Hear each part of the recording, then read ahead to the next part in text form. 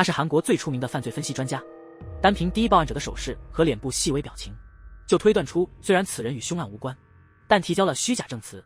警方依此线索找到一具骸骨，法医检查后确认，死者年龄至少16岁以上。虽然现场没有学生符等物证，但从未愈合的肩关节判断，很可能未满20岁。然而，这起谋杀案如此严重，但分析师老金急忙要走，因为他还有更紧要的事要处理。她是分析师老金的女儿夏冰，表面看起来阳光而乐观，又尊敬老人、有礼貌的孩子。但当她亲眼看到有人在地铁偷东西时，她不但没阻止小偷，还用手机发出警报声，帮助对方逃脱责任。注意夏冰的表情变化，可谁料天不遂人愿，3个女生很快就因互打被警察带进了局子。也许遗传了父亲的洞察力，夏冰注意到警员戴着结婚戒指，桌上还有父亲节的礼物，她于是动情地打动警员，说自己从小与父亲相依，形容他们父女俩的生活，深深打动了民警。同时，老金回家了，按照网络视频教程认真做菜。他重要的是其实是庆祝女儿的生日，但一直到补习班结束，孩子还没出现。询问老师后，他才知道夏冰已经很久没来上课。正当老金百思不解时，派出所让他去一下。很快，父女就见面了。民警对老金说，他们在女孩打架的地方找到了几部失窃手机，但3个人都说不是他们偷的，除了夏冰，另2个都有案底。老金听了就问女儿，为什么要和这种人在一起？夏冰还没开口解释，2个女孩就伸长脖子说，是他先说要加入我们的。真的吗？我从没说过那话，手机也是他们偷的。说着说着，老金看到女儿在否认后轻抿了嘴唇，凭他的经验判断孩子撒了谎，紧接着向警方表明将全力配合调查，接着便保释了夏冰。可以看出，父亲和女儿关系不佳，因为老金常出差，很少在家，导致照顾家人的时间少。自从夏冰的妈妈去世后，他们的关系进一步恶化。这一天下班后，老金开车回家时，突然发现女儿正跟一个男孩在一起。回到家里就问他们俩是什么关系。夏冰正说是同学时，一旁的书包里突然响起消息提示音。明明夏冰刚才是带着手机进卧室的，是我手机在震动，声音是从书包里来的，是我的手机。打开书包看看，夏冰看起来有点紧张，拒绝了父亲的要求。老金突然拿下背包，迅速把包里东西全倒出，在一堆书下找到了一部黑手机。夏冰立刻解释这是朋友的，说是因为朋友怕被家长检查，所以暂放他这儿。老金对女儿的解释不予理会，这反而让夏冰很不高兴，质问父亲为何不信任他。你撒谎，我怎能信你？最后老金把那部黑手机拿走了。他看到手机没设置密码，手机里除了一条诈骗短信，他一直认为是女儿干的，于是让同事帮忙查查这手机号是谁的，然后他直接回警局处理案子。没想到夏冰一直等到半夜，悄悄滑进了父亲的卧室，从抽屉偷了黑色手机，一进房就收到短信，马上找我，否则你完了。次日清晨，夏冰带着行李箱去学校的研学活动，老金目送他离开，不由得回忆起昨晚父女的谈话，本想接近女儿，却从她的笑容看出了不真实，跟警局时一样紧闭嘴唇。于是老金更加确信了之前的决定。2天后，老金怎么也联系不到女儿，正好偷窃案的结果公布了，民警把当时的监控发到了手机，他一看才明白，原来真的冤枉了夏冰，于是不断拨打女儿的电话。与此同时，在某座无名小山上，夏冰的手机不停地响，接着被一个不明人士带走。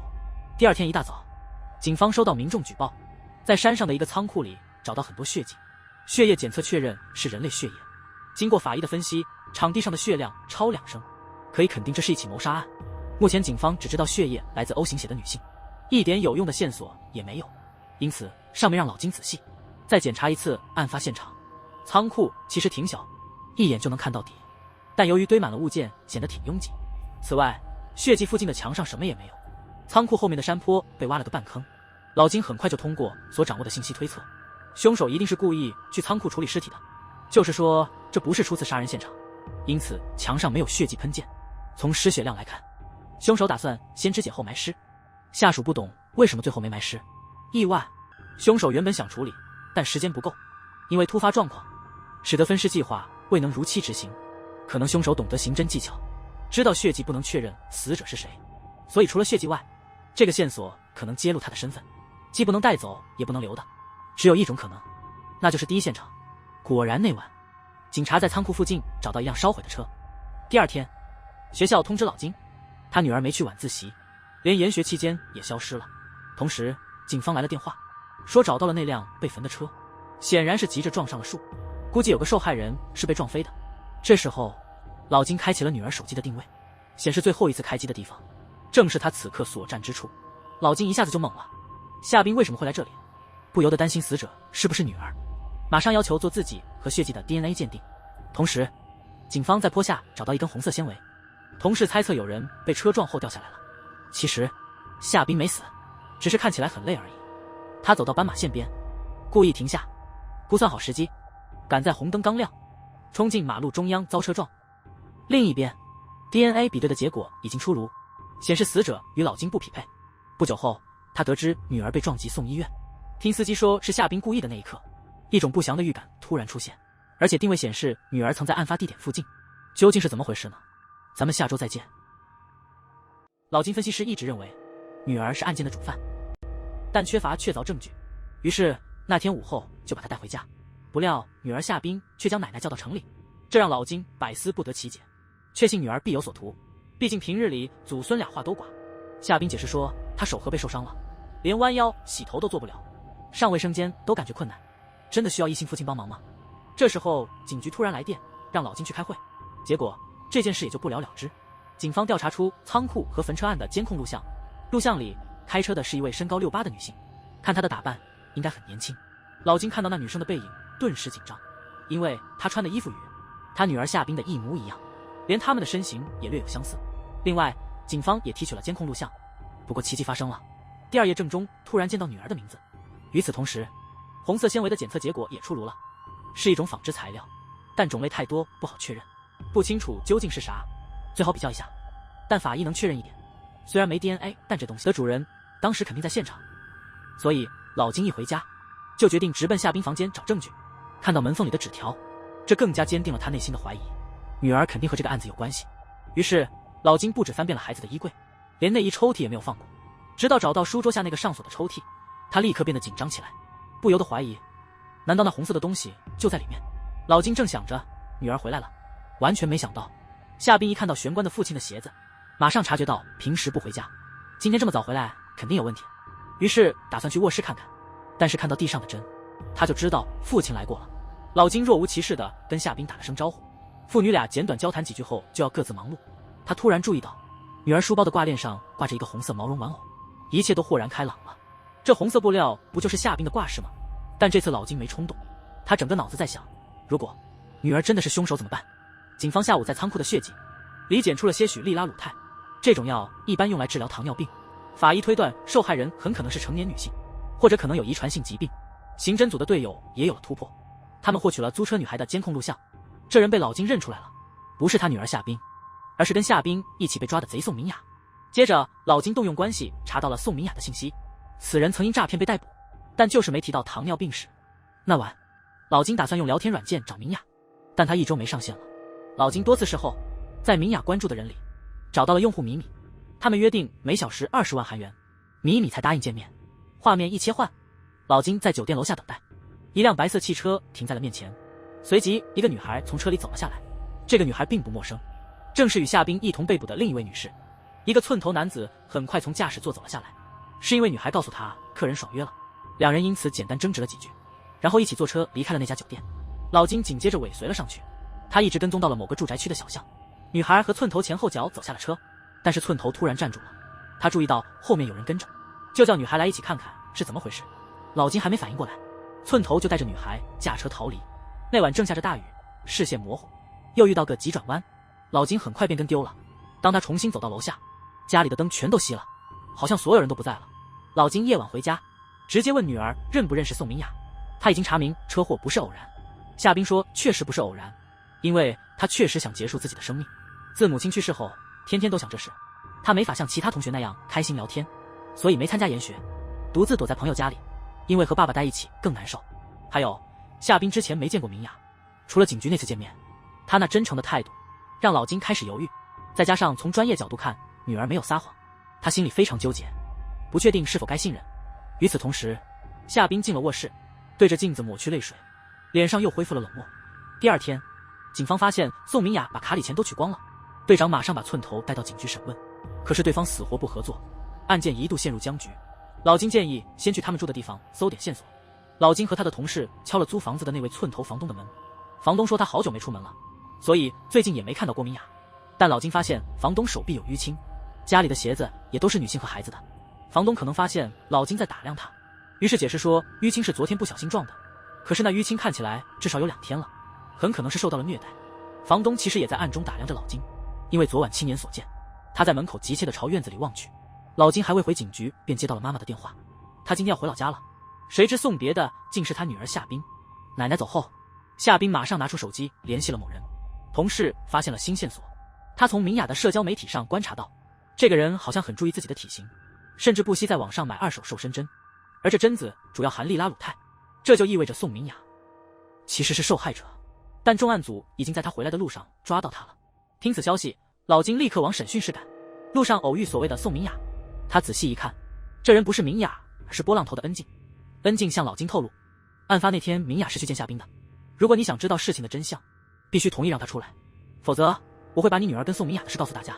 这番话让老金再度感到疑惑。与此同时，夏冰去了警察局，借口送爸爸衣服靠近了办公桌，碰巧看到了仓库案的资料。老金确实释放了恩静，恩静坦诚夏冰偷了明雅的黑色手机，然后他联络了一下，双方商定归还时间。案发那天明雅就过去了。老金回到办公室时，夏冰刚离开警局，他敏感地察觉到有人翻看案卷，正好是红色纺织品那页。夏冰拿出打火机点燃红色挂件，顺便把其他的也烧了。他的脸上没有表情，显得格外冷漠。老金原本有幸福的家庭，一家4口很和乐，但那天夏冰带着弟弟去玩，不料2个孩子都走失了，寻了一整天一整夜。当老金找到女儿，她浑身血迹，表情冷漠。不远的山崖下，弟弟已经无息。老金难以相信这是真的，悲痛地走到户外静静站着。正当这一刻，警察告知孩子的物品埋在土下。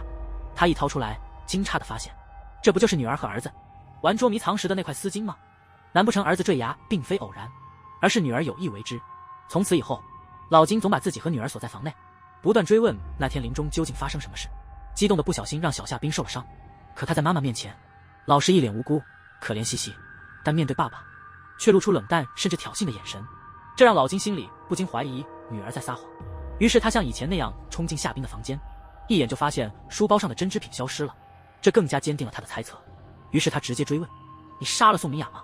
夏冰一听愣了一下，随即反问爸爸，真以为弟弟是意外去世的，还是连妈妈的自杀也认为只是个意外？起初老金为了保护女儿，即使外头有人敲门也假装家里没人。一开始重案组的队长还信以为真，正准备带人离开，却见门口停着一辆车，这车正是分析师老金的。他立刻明白要查的夏冰竟是老金的女儿，因此又返回了。老金见状让女儿进屋，其余的由他来处理。但夏冰突然开了门，出其不意的让队长进屋，众人当场都惊呆了。观察夏冰的表情，他微笑着，好像赢了一样。队长也不多说，直接坐下来提问。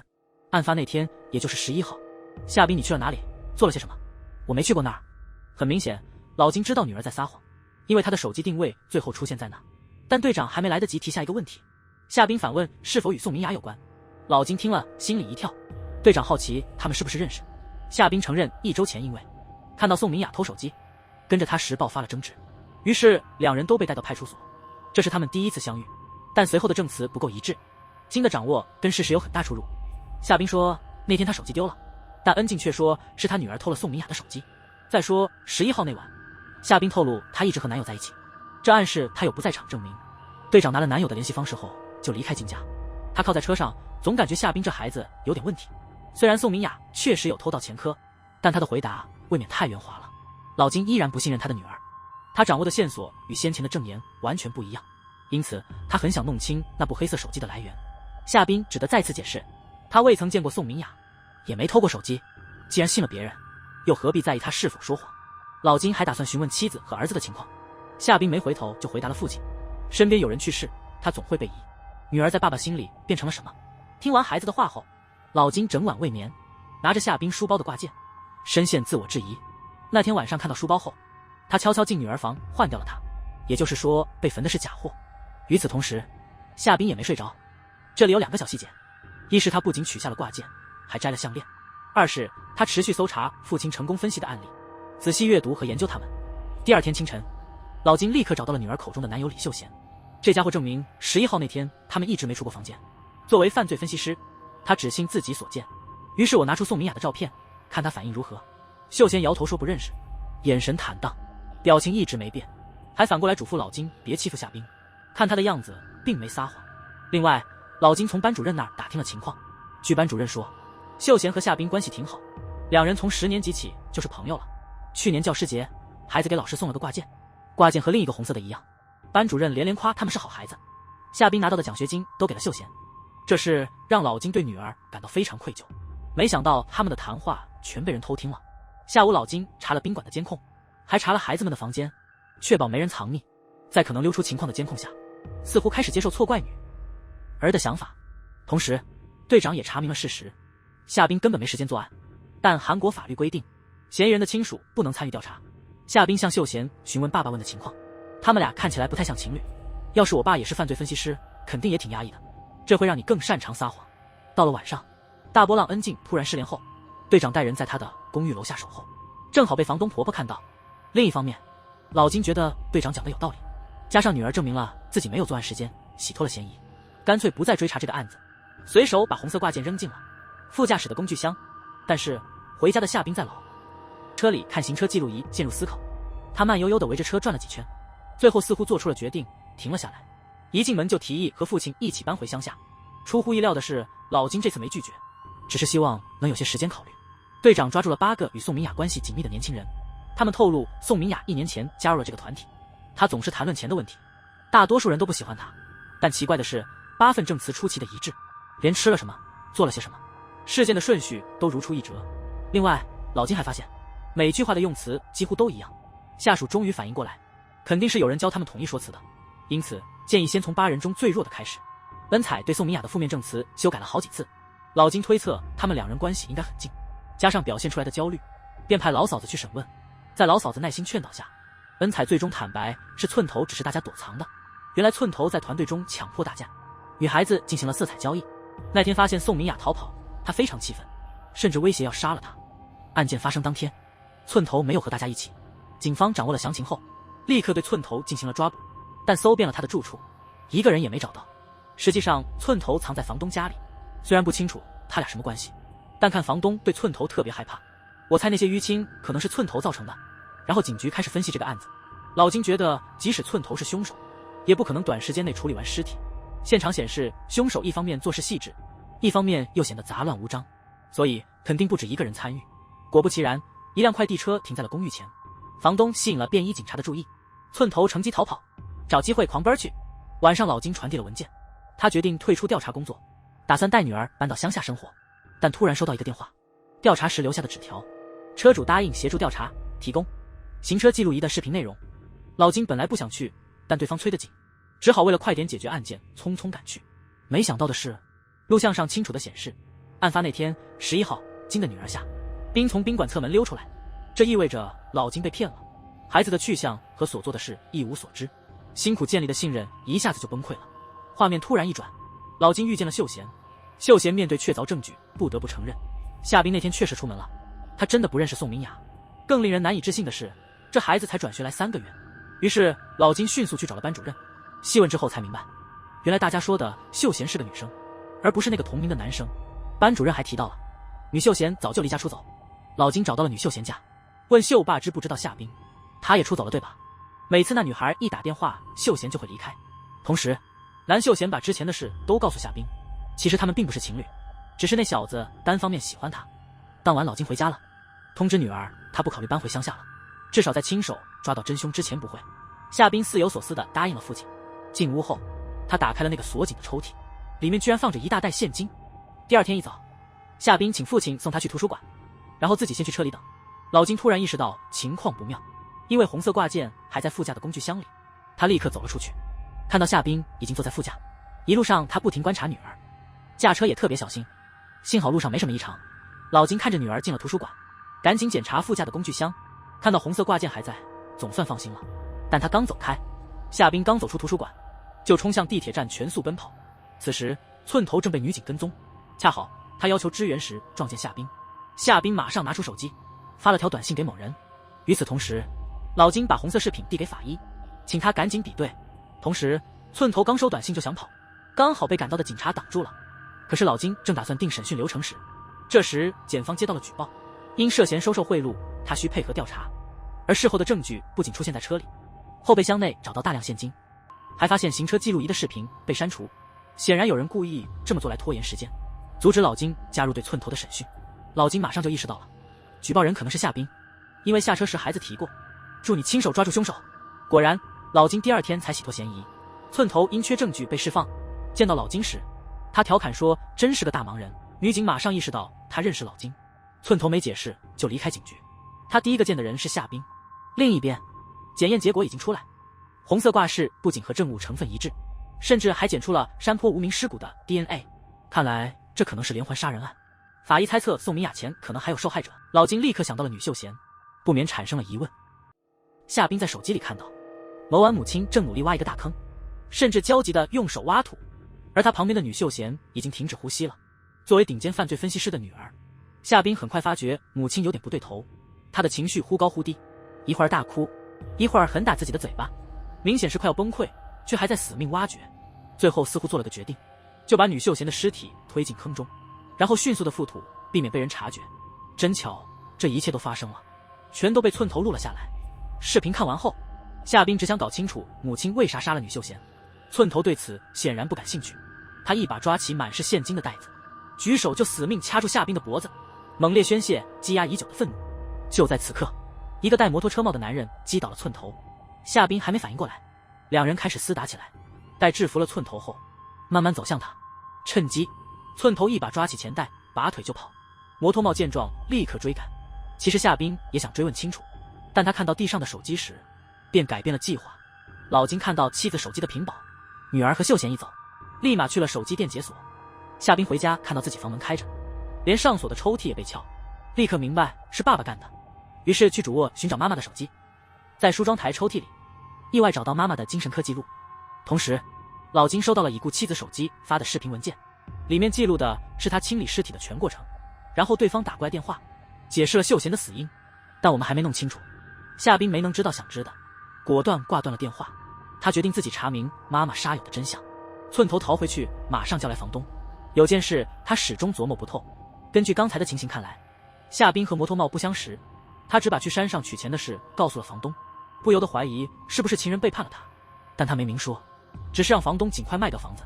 班主任收到了寸头和夏冰见面的照片，那时他正穿黑衣。第二天一早，手机被解锁了，手机店老板还特别嘱咐老金，机器里被装了追踪器，居然是失去的妻子装的。这意外也带来了好处，能倒追夏冰的位置。老金按追踪器去找，最后到了一个精神科诊所。医生说夏冰来这是来查母亲的病历的，他正等着老金来呢。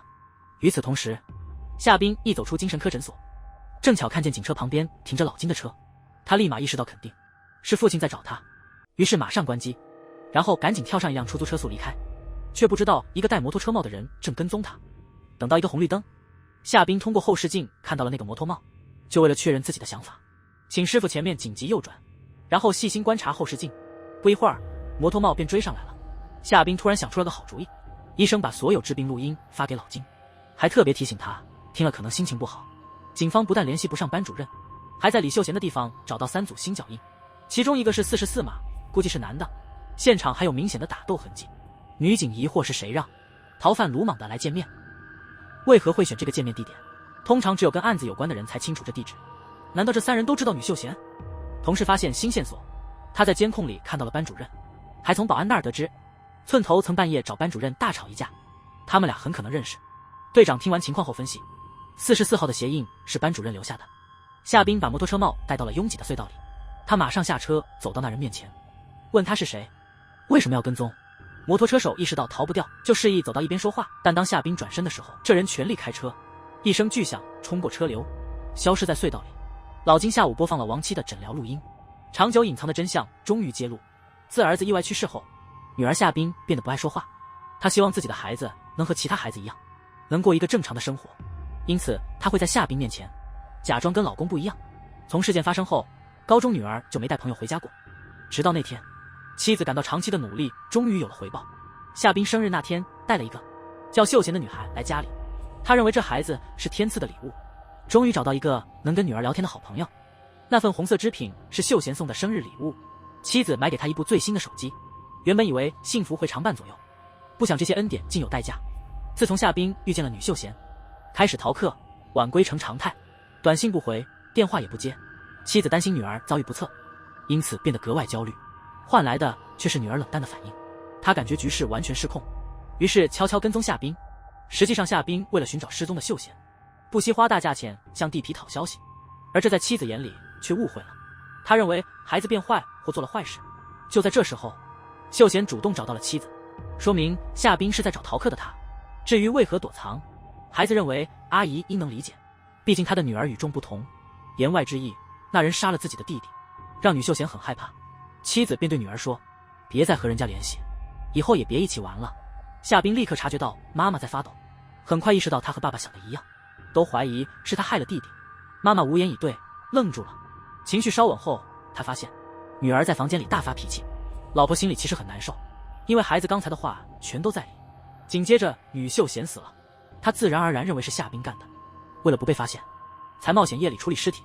听完这些，老金心痛不已，明白自己的骄傲导致妻女如此悲剧，因此猜测拍视频的是寸头，可能是害死女秀贤的嫌疑人，立刻开始详细调查。回警局后，女助手报告了足迹发现。另外，监控显示班主任外出时穿了雨鞋。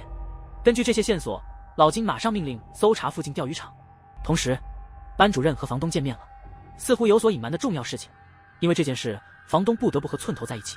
正当两人甜蜜相处时，有人偷拍了他们的亲密照片，随后发到了寸头的手机上。这小子太气，顾不得自己被通缉，直接就冲向钓鱼地点。不知道的是，警察一直在盯着他。不一会儿，警方就联系到了班主任。寸头为了隐蔽行踪，经过一个小路时被车撞了。老金气冲冲地拦住了寸头，摆出一副非让他招供不可的姿态。寸头无奈地承认自己拍视频敲诈了亡妻，但坚称没杀人。老金从他的表情看出他没撒谎，于是愤怒地走了。警方调查发现，班主任从未去过掩埋现场，一直在钓鱼点附近，这意味着摩托帽不是他。那夜，老金打电话给了夏冰，想把妈妈的事都告诉他，还保证以后会全信女儿。明白了一切，孩子是为了替妈妈和女秀贤报仇才接近寸头，但夏冰直截了当，让父亲不要摆出那副伪善的脸，因为妈妈死那天他在场。既然你那么想死，为什么不去死呢？夏冰好奇爸爸到底说了什么，让妈妈的反应如此异常。面对女儿追问，老金只留下一句无话可说，然后匆忙离开了家，似乎真的有什么大秘密。第二天早上，重案组队长拿到了搜查令，对寸头租的地下室进行了全面搜查，并且逮捕了里面的年轻租客。老金敏感地注意到了，餐桌上摆满了小菜和盘子，但所有房间都是双层床的宿舍，并无腌菜和烹饪的设施。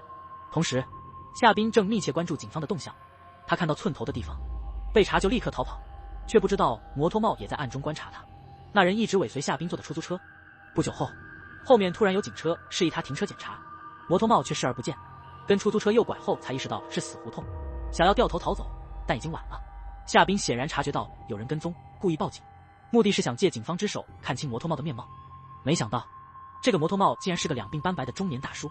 其实夏冰并不知道摩托帽是谁，也搞不清楚对方为何跟踪他。大叔正在找谁杀了他女儿，女儿名叫宋明雅。同时他还提到老金和一名寸头男子关系不寻常，否则为何会放他走。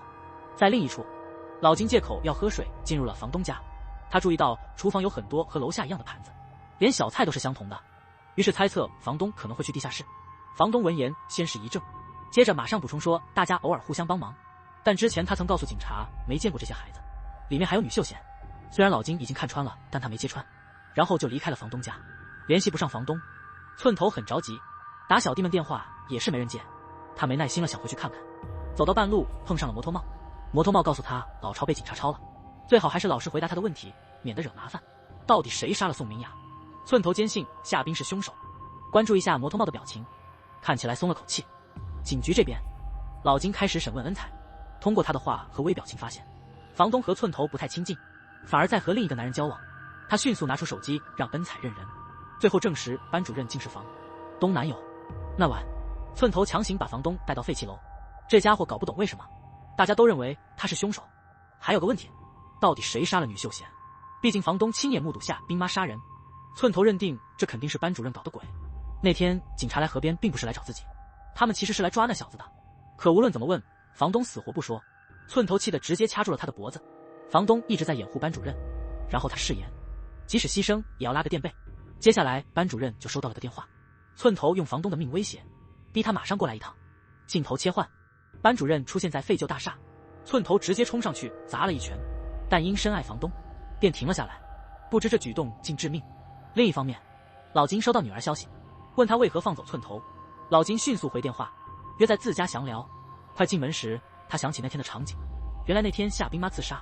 老金像平时一样下班回家，用钥匙开门后闻到刺鼻气味，立刻冲向女儿房间，怎么摇都叫不醒夏冰。这时才看到旁边有个放了药的杯子，紧接着老金冲进客厅，把煤气关了。这时候夏冰的妈妈正坐在地上，她不懂为什么妻子会这么做。其实夏冰妈怀疑女秀贤被夏冰杀了，觉得丈夫的推测或许成立，儿子之死与女儿相关。那时候老金已经调查明白，夏冰其实没罪。对于和孩子同归于尽的行为，他特别不能理解，但也清楚妻子的严重抑郁，为了让他醒悟，才说出如果要死就自己去死的话。不知是忽然想开了，还是因为其他的原因，夏冰妈妈恳求丈夫今天的事不要告诉女儿。所以当下冰问父亲为什么放走寸头那人时，老金承认妻子杀了女秀贤，具体原因未透露，他谎言是为了躲避不必要的调查，以免影响升迁，这样他守住了对妻的承诺。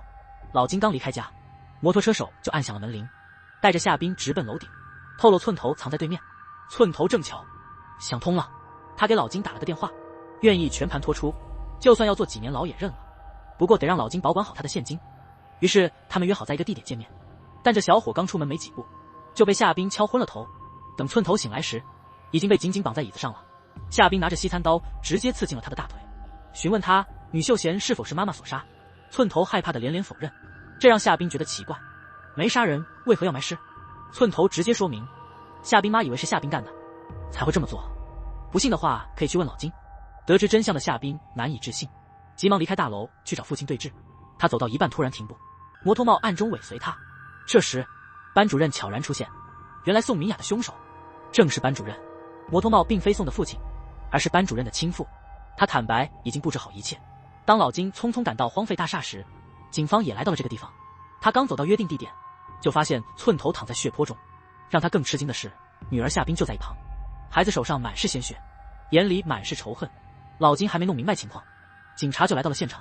于是老金先冷静观察寸头的死和现场情况，他赶紧捂住女儿的嘴，趁警察未注意从侧门溜走。焦急的驱车逃离一段，确认无人追踪后，才询问他为何与寸头同行。但夏冰只说他不愿被冤枉。警方发现膝盖和颈部的伤是由2种不同武器造成，这通常意味着有多个行凶者。旁边的女警有不同看法，认为可能是同一个凶手用了多种武器。回家后，夏冰洗掉了手上的血，突然发现脖子上的项链不见了。老金把女儿的衣服和用过的东西收起来后，又开始询问到底出了什么事。夏冰坦白他到的时候，寸头已经挂了，他没看清是谁干的。这有个重点要留意，夏冰假装自己跟踪，他想查明女秀贤的真正死因。毕竟妈妈以为是他杀人后去埋尸，因为极度自责而选择了自杀，所以揭开女秀贤之死的真相极其重要。反而爸爸在担心些什么？为啥带他离开现场呢？老金被问得哑口无言，只得把女儿的血衣和凶器临时放进书房的抽屉，然后赶回警局处理案件。不久，他来到寸头的案发现场，女警逐一报告了现有的线索。老金马上指出凶器的异常，大做分析，认为颈部是被钝器造成的伤，而膝盖上整齐的伤口应是锐器所为，断言持锐器者未必是真正的凶手。他在废弃大楼底下发现了一串精美的项链，还没好好看呢，女警忽然出现，说这是重要证据，要交给国搜科，直接装进了袋子，还推测肯定有个女凶手。同时摩托帽在处理伤口。这时候班主任来找他了，他告诉儿子寸头过世了，凶手是夏冰，他亲眼所见。另外这孩子的爸是警察，肯定不会做事不管女儿被关，因此得有备案。还有摩托帽有点担心房东会出卖儿子。夏冰那边也觉得是有蹊跷。假冒警查身份才知道宋明雅的父母已经去世。次日一早，警方报告案件进展，同事们怀疑那串项链可能属于房东，那人昨晚没回家，于是队长决定带他回来审问。老金问是否查过班主任，队长回答班主任不接电话。另外宋明雅死那天还见过这人，宋明雅跟班主任早就相识。老金一听立马冲出办公室，紧接着拦下班主任要求配合侦查。这里有个小细节，他发现那人的钥匙链上黄色玩偶不见。老金告诉班主任寸头死了。老金明确提出宋明雅去世那天见过班主任。班主任为了岔开话题，透露昨天他见过寸头，那家伙总在捏造谣言毁他的名声。但是当二人分开时，寸头还未死亡。可寸头曾找过老金，直言不讳地说班主任知道真凶是谁，恰好凶案发生在他自杀之前，且他临死前最后一面是你。其实班主任打算用见过夏冰威胁，没想到还是小看了老金警察的正义。他不只是不担心女儿，反倒警示这话能成笔录，希望你晚上来警局详谈。另一边，摩托帽假扮宋明雅的父亲找到房东家，用几乎是威胁的手段逼问对方是谁杀了他的女儿。那天事件发生时，房东的儿子正在高烧，他只好带孩子去了医院，正好宋明雅过来取东西，所以他把事情交给了班主任处理。医院回来已经深夜，他正要喝水，突然听到了什么声音，次卧传来奇怪声音。出于好奇，我就推门进去了。一进门就看到班主任坐在不动弹的宋明雅旁边。宋明雅衣衫凌乱，感觉班主任好像累了似的，看上去像是班主任害了宋明雅。但房东没说真话，把嫌疑全推给了寸头。摩托帽对这个结果很满意。与此同时，警方发现寸头最后一个通话是给房东的，时间还和死亡时间撞上了。女警员注意到有个熟悉的号码，正好是犯罪分析科的老金。队长非常生气，把老金叫到无人处，追问他为何不报告真相。老金只能说寸头昨晚本想自首，他们约了见面地点，但那家伙没露面。队长也搞不明白这是有啥好藏着掖着的。老金谎说误判了，以为自己去会更顺利。其实队长清楚老金脾气怪异，但办事效率很高，只要不违规大多会放任他，因此斥责几句后就没再追问。那晚夏冰来到派出所报警说有人骑摩托偷了他的东西。就在警察查完资料那一刻，他以需女警处理为理由将警察支开，成功记下了摩托车手的名字还有住址和电话，然后就用计策潜入了这个人的公寓。不仅桌上有用过的纱布，抽屉里还找到紫色的手机，这手机正是夏冰丢的那部。原来仓库命案之夜，因夜色太黑，逃跑时从山坡掉下，汽车没刹车直接撞上大树，也就是跌落的人不是宋明雅，而是逃命中的夏冰。司机意料之中是班主任的父亲，他顺手拿走了地上的紫色手机。另外夏冰发现摩托帽给班主任写了很多信。顺便说一句，父子俩姓不同，透露昨晚他们俩离开场所后转身回头去找了寸头。根据监控显示，确定房东在寸头去世前后曾经出现在案发地点附近，因此申请了逮捕令，随后依法逮捕了他。恰巧被不远的班主任看到，他因担心女友安全，携带凶器向警局自首，承认是他杀了寸头。然而房东一告诉摩托帽这事，他就震惊极了。那晚摩托帽跟着夏冰，无意中看到他在寸头边上，突然传来脚步声，他赶紧逃离了现场，而脚步声是老金发出的，从6米高的楼顶跳下，重摔在沙堆上，在此过程中擦伤了。所以知道儿子犯案后，他非常震惊。另一方面，老金审查物证时，在监控里意外看到有人戴着摩托帽，这人和他女儿长得很像，加上之前看到的项链似曾相识，他赶紧回家验证心中的猜测。结果他在客厅的照片中找到了答案，物证上的项链和他亡妻的一模一样。正巧这时夏冰也回到了家，于是父女又开始对峙了。老金已经明白宋明雅死那天，女儿曾去过案发地点附近的仓库，可能是为了给母亲报仇。夏冰直言让父亲别绕弯子，你可能帮忙杀了宋明雅，不然就是目击者。一件事老金很确定，女儿故意让车撞，就为了证明自己不在现场。他一直试着站在女儿的立场，理解事情的来龙去脉，希望女儿能说出真相。什么事让你冒着被控杀人的风险？所以我觉得你是想亲手抓到凶手，然后干掉他。可夏冰还是不想告诉他爸。谁知老金一掏出手机摔桌上，露出决心。夏冰看了反而笑了，如果你动作不如我快，我必定不惜一切找出凶手并杀了他。画面一转，老金收了条短信，正是夏冰盯着的寸头照片。紧跟着对方来电，要求1天内释放班主任，否则他的女儿只有死路一条。下午女警继续审问班主任，谈及细节时，他的回答含糊其辞，显然对案发地一无所知。女警直接拿出监控录像给他看，推测画面中的摩托头盔盒后座女子可能是同伙。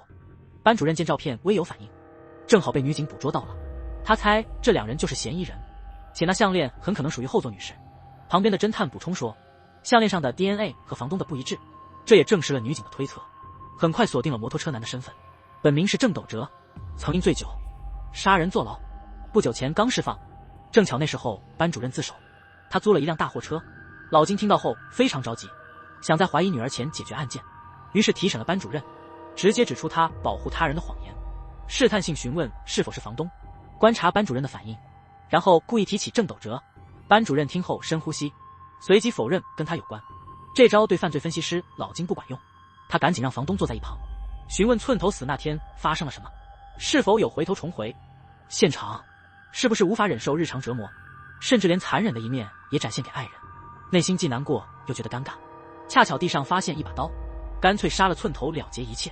当房东快被老金问崩溃时，班主任回忆起寸头死那夜的场景，他回去时见到了血淋淋的房东，一开始就觉得是女友干的，于是决定把罪责全揽过来，然后跟老金说是因为他才杀了那个小子。看着自己勒死了宋明雅，为了核实班主任的话是否属实，唯一的办法就是找到尸体。警察马上带着班主任直奔他说的埋尸地点，但到了那儿一看，尸体居然不翼而飞了，原来是郑斗哲提前把尸体转移了。正当他打算扔进湖里时，正好碰到一个钓鱼的人，于是他就放弃了这个念头。见此情况，班主任不再愿意泄露任何消息。不久，警方发现转移尸体的就是郑斗哲，他还是班主任的亲爸，几乎证实了儿子为父亲顶罪的情况。但他很可能因为认为儿子杀人，才铤而走险，选择分尸销毁证据，跟夏冰妈的情况差不多。次日，警局正汇报案件时，收到了一张模糊的半张照片，老金立刻认出照片是他女儿的，站在死去寸头旁边的情形，他马上从大门冲了出去，但什么人都没见到。下午越想越觉得老金有问题，总感觉班主任藏着什么。如果只是为了保护父亲，为什么要承认杀了宋明雅？会不会他真正想保护的根本不是郑斗哲，而是与所有受害者有关，并且与班主任关系密切的人呢？没错，老金说的正是女房东。那天晚上寸头死后，班主任告诉他看到他杀人了。由于深爱对方，加上宋明雅的事情，班主任便自愿承担了谋杀罪，但请求不要透露杀宋明雅的原因。得到老金新线索后，犯罪分析组很快就发现女房东有可疑之处，同时警方在调查上也取得了重要突破。他们在山后的仓库案现场发现了宋明雅的尸体，同时老金在审讯中逼问了班主任，表明已经发现了尸块，但他不认为是谋杀，因为女秀贤、宋明雅、寸头曾共处一地，同时包括死去的女房东老公。老金把产权转让证明放桌上了，房子在老公去世后归了女主人，班主任禁止他胡乱猜测。老金想弄清楚为什么有人杀害宋明雅，这家伙犹豫了半天，最后只能承认企图侵犯对方不慎失手。案件似乎已经侦破，但老金不相信是班主任干的，没想到组长却不同意，毕竟抓到了嫌疑人供词，也找到了受害者的尸体。没按老金的建议，第二天出尸检报告，一般被掐死舌骨会断，但宋明雅的舌骨没事，也就是班主任撒谎了。另外一边，重案组调查时发现，项链的主人是老金去年去世的妻子，所以只有一种可能性，他们家的女儿夏冰曾在案发地出现。不久后，比对结果就出炉了，确认夏冰的 DNA 和项链上的一致。这时候，老金要求班主任好好回忆案发那天到底发生了什么，因为尸检报告显示宋明雅并非被勒死，班主任只记得那天自己喝多了，醒来时发现宋明雅已经死在身边。他正要过去查看情况，房东突然进来了，一边忐忑一边提到郑斗以前喝多了曾打死人，含蓄的暗示这是遗传的。班主任本想报警，房东赶紧抢走手机，不断安慰说都是偶然。班主任正要解释清楚时，组长突然打断了询问。他利用现代科技还原了那张残照，结合手中的证据，夏冰很可能是短发谋杀案的嫌犯，警方准备带他去做调查。走之前，老金告诉孩子不要担心，他保留了案发时的血迹衣物，足证女儿未杀短发。但查抽屉发现物品不翼而飞，立刻意识到有问题。他还没问，夏冰就坦白自己已将其焚毁。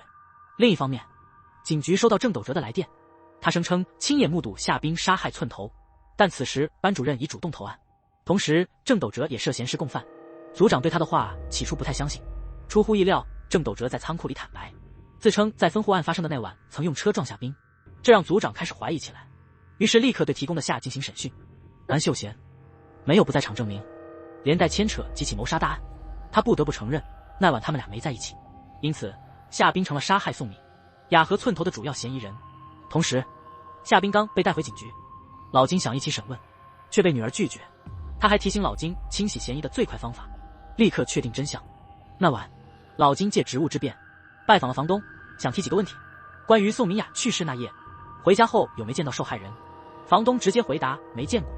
正在此时，房东儿子探头出来，老金一看他表情就感觉不对劲，顺着话题想了解孩子的看法。老金询问孩子还记得那晚去医院的事吗？房东儿子的回答虽然跟房东一样，但说完每句都会看母亲的脸色。老金抓住机会找借口把房东支开了，然后追问宋明雅那晚情绪怎样。他和往常一样，也就是房东撒谎了，那晚他确实见过宋明雅。同时夏冰在审讯室完全不感到紧张，他对女警说自己没杀过寸头，烧证据是因为怕父亲逼他认罪，至于证明无辜那是警察的工作。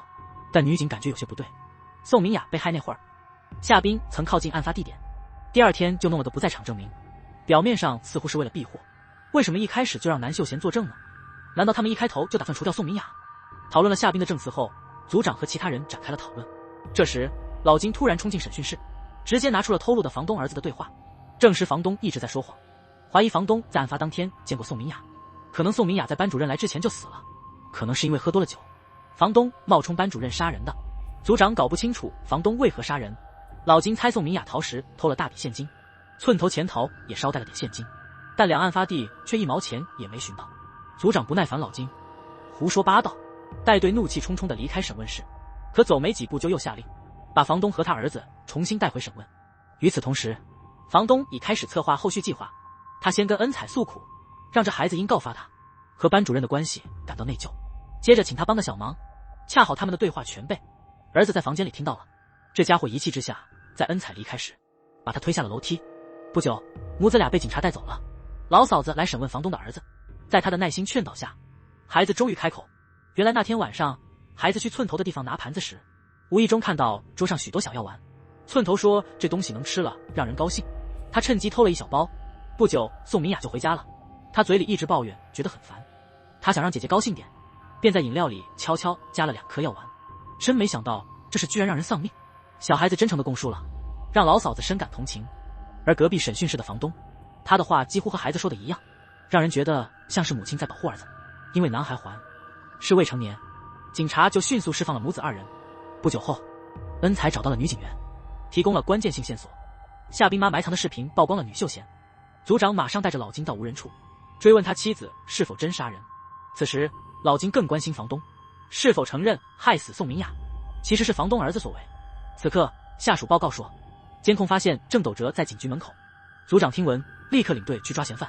另一边，房东没回家，而是独自前往案发现场，才走没几步就被跟踪的。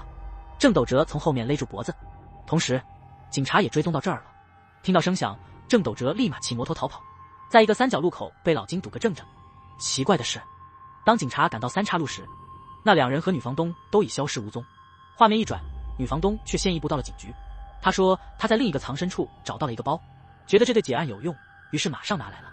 注意这里，包里的钱不多，都是些日用品，但在众多证物中，一个2手手机引起了警察的兴趣。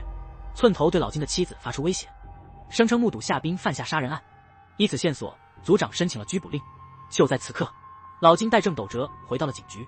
原来他们躲避了警方追捕，澄清了班主任并未杀人，都是房东一手造成的，期望他能投案并述说真相。他俩现在处境相同，都在帮自己的孩子洗冤。意外的，同事这边有新发现，女秀贤死那天，夏冰和夏冰妈都联系过他。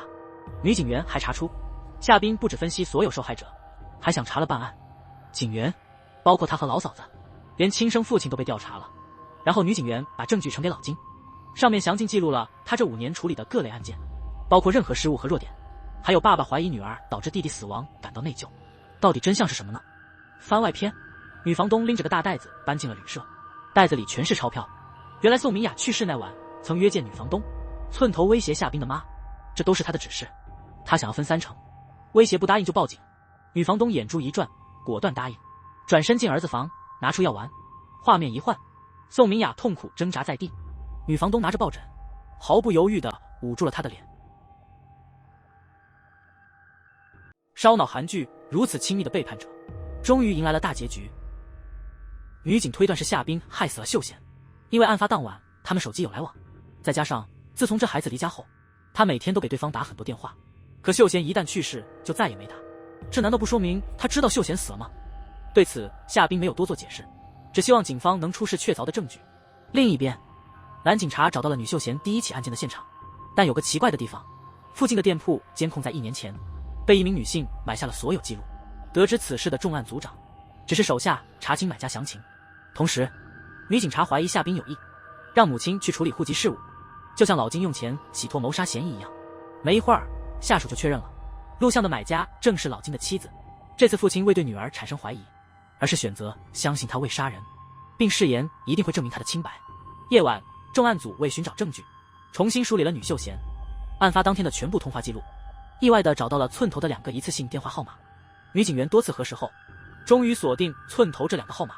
案发时2号同时活跃，一个号码呼叫了另一个，也就是还有别人用过这号。实际上老嫂子也感到不对劲，她把那能致宋明雅死亡的药丸当作糖给房东儿子时，那孩子毫不犹豫就要接，说明他不认识那东西，证实了之前的证词其实在撒谎。看守所的班主任向警员询问宋明雅真正死因是什么，警员直言不讳说是急性中毒，这和女房东的说法完全对立。他突然意识到被利用，因此选择了自首。但是警方缺乏确凿证据，无法确定房东是否有罪，组长也只能暂时释放他。另一面，老金到家后告诉夏冰监控被妈妈拿走了，希望女儿回想妈妈过世前有没有奇怪的举动。夏冰只记得妈妈自杀前开始频繁写信，然后常去弟弟的灵骨塔。画面切换，父女俩来到弟弟的灵骨塔前，夏冰突然注意到旁边一座无名的灵骨塔放着一封与妈妈相同的信封，信封里写着女秀贤的死因。原来女秀贤出走后加入了寸头组织，不听话就会被打。女房东通常扮演善人，劝被打的孩子要听话，没想到女秀贤坚决不服，结果被锁在家里的储藏室，熬过了无数阴暗的日子。房东的儿子意外发现了这事，虽小还是分得清对错。机会来了，妈妈和寸头没留意，他就把女秀贤放走了。不巧女秀贤逃的时候听到寸头跟房东是一伙的，他拖着伤腿先躲进路边小店，等手机充好电才开始想办法逃脱。爱喝酒的爸爸不可能马上就赶来，翻遍了通讯录后才联系上夏冰。恰好夏冰妈给他送水果，无意听到夏冰要去见女秀贤，担心孩子弄伤人，就用手机定位跟踪了过去。结果看到女儿从废仓走出，看起来很紧张，然后快速离开了约定地点。突然有种不祥的预感涌上心头，于是赶紧拨打了女秀贤的电话，却没想到电话铃声从仓库传出。